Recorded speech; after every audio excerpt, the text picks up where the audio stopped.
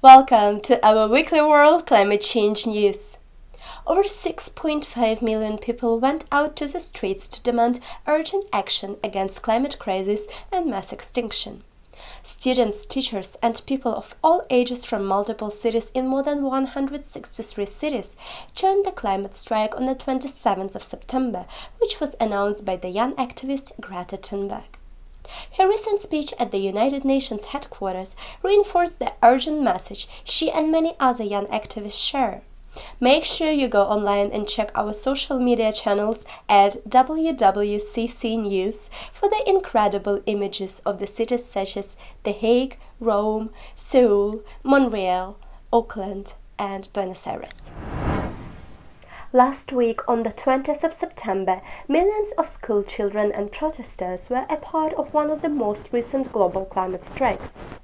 The campaigners were from 150 countries, with more than 2,500 protests across the globe, demanding their governments to combat spiraling greenhouse gas emissions. The protests were said to start from the Pacific Islands, with the largest global protests in Sydney and Canberra. The 2 million residents of Harare and its surrounding areas found themselves without water on Monday and Tuesday when the authorities abruptly shut down the city's main water treatment plant, raising fears of cholera outbreak and other waterborne diseases. Zimbabwe's crumbling economy has left the local government without enough money to import the necessary water treatment chemicals to allow water to run. Zimbabweans have endured a harsh drought this year after an abnormal El Niño season.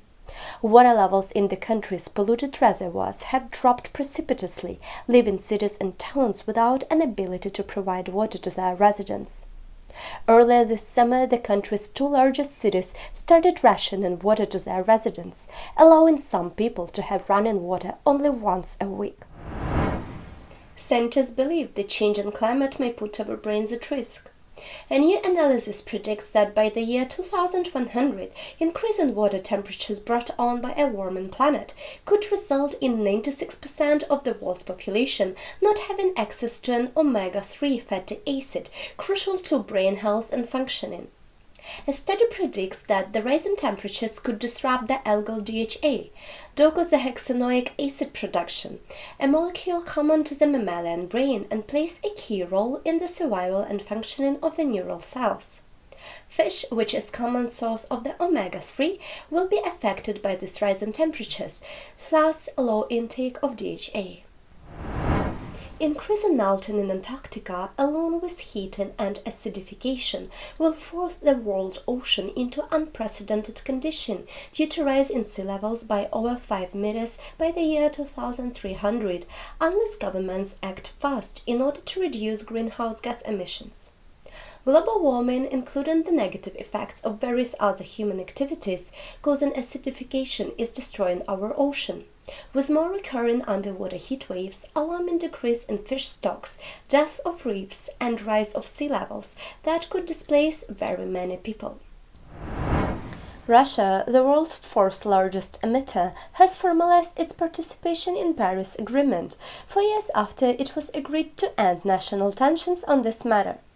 It is already playing a big role in decreasing greenhouse gas emissions in comparison to the 1990, which mapped the collapse of the Soviet Union and its many industries, making it an easy baseline for Russia to enhance its success.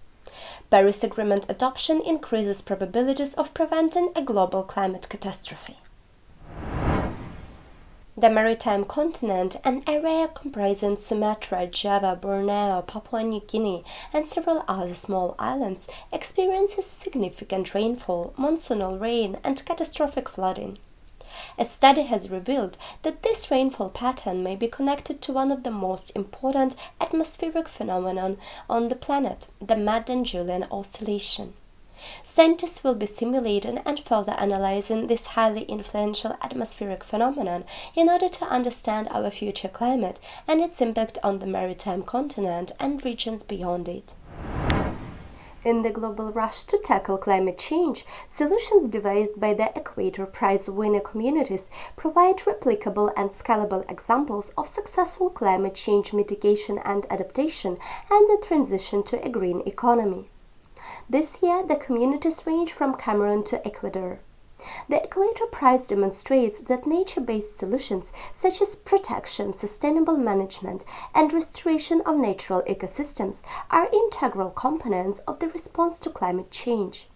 The awardees' work also shows how community solutions simultaneously deliver on multiple sustainable development goals. The world's largest search engine announced that it will make its biggest corporate purchase of renewable energy, signing on to a series of agreements that will increase its wind and solar investments by 40%. Google struck 18 clean energy deals that span the globe from the US, Chile, and Europe. The agreements mean that Google will purchase energy from solar farms in South Carolina, North Carolina, and Texas. It will use solar and wind power to run its data centers in Chile. About half of the new investments will be distributed across Europe, including projects in Finland, Sweden, Belgium, and Denmark. Thank you for watching. This was Alexandra on Weekly World Climate Change News. I hope you join us here next week.